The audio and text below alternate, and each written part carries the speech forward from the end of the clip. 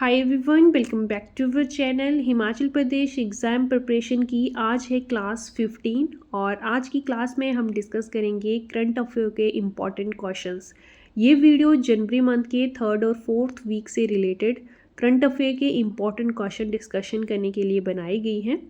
जो भी important current affair के क्वेश्चंस बनते हैं वो सारे आज की वीडियो में डिस्कस किए जाएंगे। ये सारे क्वेश्चंस आपके एग्ज़ाम पॉइंट ऑफ व्यू से इम्पॉर्टेंट रहेंगे।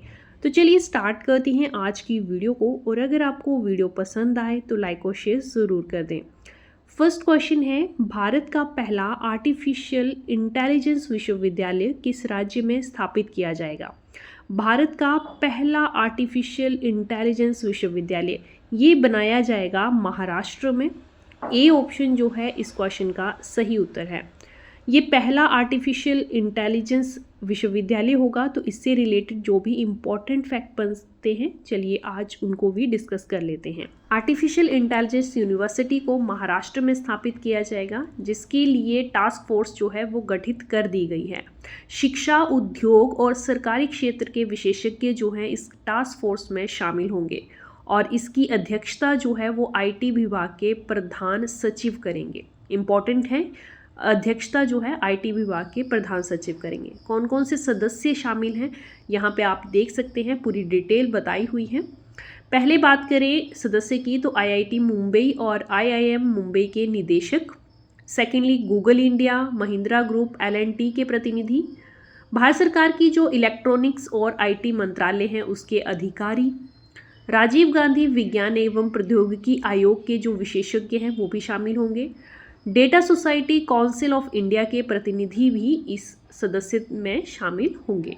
अगला प्रश्न देखते हैं, हाल ही में केंद्रीय चिड़ियाघर प्राधिकरण ने किस राज्य में देश के पहले सफ़ेद बाघ प्रजनन केंद्र को मंजूरी दी है? देश का पहला सफ़ेद बाघ प्रजनन केंद्र जो है ये स्थापित किया जाएगा मध्य प्रदेश में। मध्य प्रदेश में स्थापित करने की मंजूरी जो है केंद्रीय चिड़ियाघर प्राधिकरण के द्वारा दे दी गई है। A option is the correct answer. Madhya Pradesh के रीवा जिले में ये प्रजनन केंद्र स्थापित किया जाएगा। मध्य प्रदेश में कहाँ पे पर्टिकुलर ये स्थापित होगा तो पर्टिकुलर प्लेस आपको याद रखना है गोविंदगढ़। गोविंदगढ़ में इसे स्थापित किया जाएगा। रीवा जो है सफ़ेद बाघों की भूमि भी कही जाती है। तो बहुत ही इम्पॉर्टेंट यहाँ से क्वेश्चन बन सकता है, मध्य प्रदेश का कौन सा जिला है जो सफ़ेद बाघों की भूमि के नाम से जाना जाता है? तो यहाँ से एक स्टैटिक का क्वेश्चन भी आपका कंप्लीट हो रहा है। डी जो है पॉइंट बहुत इंपॉर्टेंट है कि सफ़ेद बाघों की भूमि से कहा जाता है और यहीं पे सफ़ेद बाघ प्रजनन केंद्र स्थापित किया जाएगा। चलिए अगला प्रश्न देखते हैं, पहला रायसीना मध्य पूर्व सम्मेलन कहाँ पर आयोजित किया गया है? पहला रायसीना मध्य पूर्व सम्मेलन 2025 में आयोजित किया गया और इसे आयोजित किया गया है अबू धाबी में। ए option is the correct answer. चलिए कंप्लीट डिटेल जो है इस क्वेश्चन के बारे में देखते हैं, जो एग्जाम में पॉइंट आपके बन सकते हैं। वो सभी पॉइंट जो है इस वीडियो में डिस्कस किए जाएंगे। इस सम्मेलन का आयोजन जो है वो 28 एंड 29 जनवरी को किया गया। UAE की राजधानी अबू धाबी में आयोजित हुआ है ये सम्मेलन। पहला रायसीना मध्य पूर्व सम्मेलन था तो इम्पोर्टेंट हो जाता है। मुख्य अतिथि के रूप में यहाँ पे हमारे देश के विदेश मंत्री डॉक्टर S जयशंकर थे। अगर बात करें भारत और मध्य पूर्व संबंधों की तो खाड़ी क्षेत्रों के साथ भारत का व्यापार कितना है और मध्य सागर क्षेत्रों के साथ भारत का व्यापार कितना है ये पता होना चाहिए। तो खाड़ी क्षेत्रों के साथ भारत का व्यापार है 160 से 180 मिलियन तक और मध्य सागर क्षेत्रों के साथ भारत का व्यापार है 80 बिलियन। भारत की क्या प्रमुख परियोजनाएं हैं इस क्षेत्र में? तो हवाई अड्डे, बंदरगाह, रेलवे, फॉस्फेट, ग्रीन हाइड्रोजन और स्टील, ये कुछ प्रमुख परियोजनाएं जो हैं वो भारत इन क्षेत्रों में चला रहा है। आई होप ये क्वेश्चन जो है वो आपको समझ आया होगा। इंपॉर्टेंट क्वेश्चन है, ध्यान रखिएगा। नेक्स्ट क्वेश्चन है, भारत के 76वें गणतंत्र दिवस के उपलक्ष्य पर किस देश के राष्ट्रपति को मुख्य अतिथि के रूप में आमंत्रित किया गया था? हाल ही में भारत ने अपना 76वां गणतंत्र दिवस सेलिब्रेट किया है। हर साल भारत जो है मुख्य अतिथि के रूप में गणतंत्र दिवस परेड पे आमंत्रित करता है अलग अलग देशों के प्रधानमंत्री या राष्ट्रपति को। इस बार के 76वें गणतंत्र दिवस परेड पे इंडोनेशिया के राष्ट्रपति को आमंत्रित किया गया था। सी ऑप्शन जो है वो करेक्ट आंसर है। कौन कौन से रिलेटेड फैक्ट जो हैं वो आपको इस क्वेश्चन से याद रखने हैं उनके बारे में भी बात कर लेते हैं। 2025 की गणतंत्र दिवस परेड में इंडोनेशिया के राष्ट्रपति आमंत्रित थे और इनका नाम है प्रबावो सुबियांतो। नाम आपको याद रखना है। भारत ने जब 1950 में अपनी पहली गणतंत्र परेड की थी, तब भी इंडोनेशिया के ही राष्ट्रपति को आमंत्रित किया गया था। डॉक्टर सुक्रोनो इंडोनेशिया के पहले राष्ट्रपति थे और इन्हें भारत की पहली परेड में आमंत्रित किया गया था और उस समय भारत के राष्ट्रपति डॉक्टर राजेंद्र प्रसाद थे। इम्पॉर्टेंट फैक्ट है और यहाँ से क्वेश्चन बन भी सकता है एग्जाम में, तो याद रखिएगा। चलिए अगला प्रश्न देखते हैं। केंद्र सरकार ने 2030 तक कितने जीआई टैग प्राप्त करने का लक्ष्य रखा है? 2030 तक जीआई टैग 10,000 हो जाएं, ये लक्ष्य जो है केंद्र सरकार द्वारा रखा गया है। C option is the correct answer. केंद्रीय वाणिज्य और उद्योग मंत्री पीयूष गोयल द्वारा ये घोषणा नई दिल्ली में की गई कि भारत के पास 2030 तक जो है वो 10,000 जीआई टैग हों। ये लक्ष्य भारत सरकार द्वारा रखा गया है। वर्तमान समय में भारत के पास 605 जीआई टैग है। इतना आपको याद रखना है कि वर्तमान समय में भारत के पास कितने जीआई टैग हैं। अगला प्रश्न है, निम्न में से किन दो शहरों को रामसर कन्वेंशन ऑन वेटलैंड के तहत वेटलैंड सिटी घोषित किया गया है?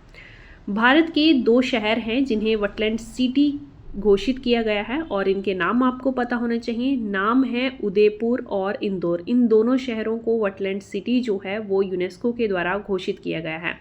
कौन कौन से इंपॉर्टेंट फैक्ट इस क्वेश्चन से रिलेटेड आपको पता होने चाहिए, तो चलिए उनके बारे में भी बात कर लेते हैं। ये दो शहर हैं और ये भारत के पहले दो शहर होंगे जिन्हें वेटलैंड सिटी घोषित किया गया है।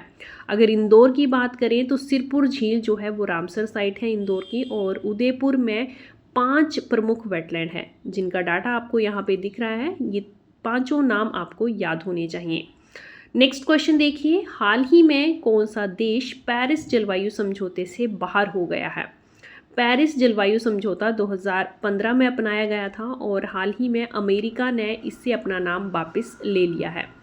अमेरिका के राष्ट्रपति डोनाल्ड ट्रंप ने 20 जनवरी 2025 को शपथ ली और शपथ लेते ही उन्होंने अमेरिका का नाम जो है वो पेरिस समझौते से वापस ले लिया है। ऐसा दूसरी बार हुआ है कि डोनाल्ड ट्रंप ने पेरिस जलवायु समझौते से अमेरिका का नाम वापस लिया है। अगर जलवायु समझौते की बात करें तो पेरिस जलवायु समझौता जो है वो 2015 में अपनाया गया था। मेन जो इसका लक्ष्य है कि वैश्विक तापमान जो है वो 2 डिग्री से नीचे और 1.5 डिग्री तक सीमित रखा जाए, जिससे कि देशों को उत्सर्जन कटौती लक्ष्यों को निर्धारित करने और उनको प्राप्त करने के लिए प्रेरित किया जाए। और इसी समझौते से हाल ही में अमेरिका ने अपना नाम वापस ले लिया है। चलिए नेक्स्ट क्वेश्चन देखते हैं। हाल ही में सिमोना हालेप ने संन्यास की घोषणा की है। इनका संबंध किस खेल से है? सिमोना हालेप ये एक टेनिस खिलाड़ी हैं और हाल ही में इन्होंने संन्यास की घोषणा की है। किस देश से ये संबंध रखती है ये भी हमें पता होना चाहिए। तो देश है इनका रोमानिया। टेनिस खिलाड़ी हैं और हाल ही में इन्होंने संन्यास की घोषणा की है। 2 बार ये ग्रैंड स्लैम चैंपियन भी रही हैं। 33 वर्षीय हैं। खेल इनका टेनिस है और देश है रोमानिया। इतना जो है आपको इस क्वेश्चन से याद रखना है।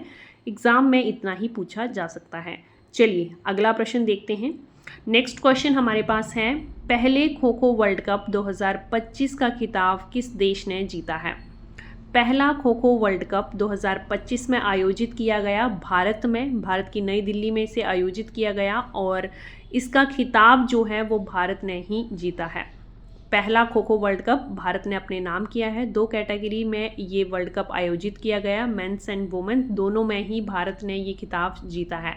अगर रनरअप देश की बात की जाए तो नेपाल जो है वो रनरअप रहा है। दोनों कैटेगरीज में फाइनल जो है भारत और नेपाल के बीच रहा है।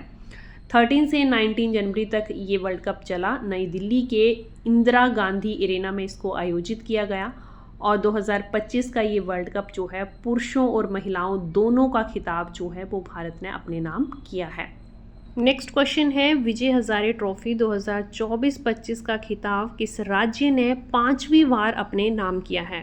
5वीं बार खिताब ये जीता है कर्नाटक। विजय हजारे ट्रॉफी 5वीं बार कर्नाटक राज्य ने अपने नाम की है। आपके लिए क्वेश्चन है मेरे पास, आप मुझे बताएंगे कि विजय हजारे ट्रॉफी जो है किस खेल से संबंधित है। इस ट्रॉफी का फाइनल जो है वो 19 जनवरी 2025 को वडोदरा के स्टेडियम में आयोजित हुआ, जिसमें कि कर्नाटक विजयी रहा।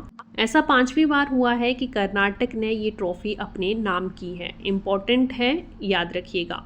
नेक्स्ट देखते हैं। नेक्स्ट क्वेश्चन है, राष्ट्रपति द्रौपदी मुर्मू द्वारा कितने जवानों को बहादुरी पुरस्कारों से सम्मानित किया गया है?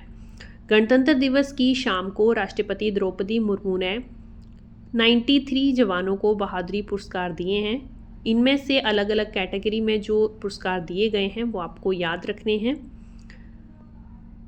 93 जवानों को बहादुरी पुरस्कार दिए गए। कीर्ति चक्र, शौर्य चक्र, सेना मेडल, नौसेना मेडल और वायु सेना मेडल जो हैं इनमें शामिल हैं।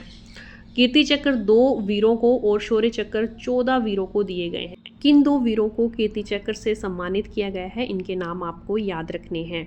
आज की वीडियो यहीं पे क्लोज करते हैं। आई होप वीडियो आपके लिए इन्फॉर्मेटिव रही होगी। वीडियो अगर आपको पसंद आई हो तो लाइक ज़रूर कर दें। Thanks for watching.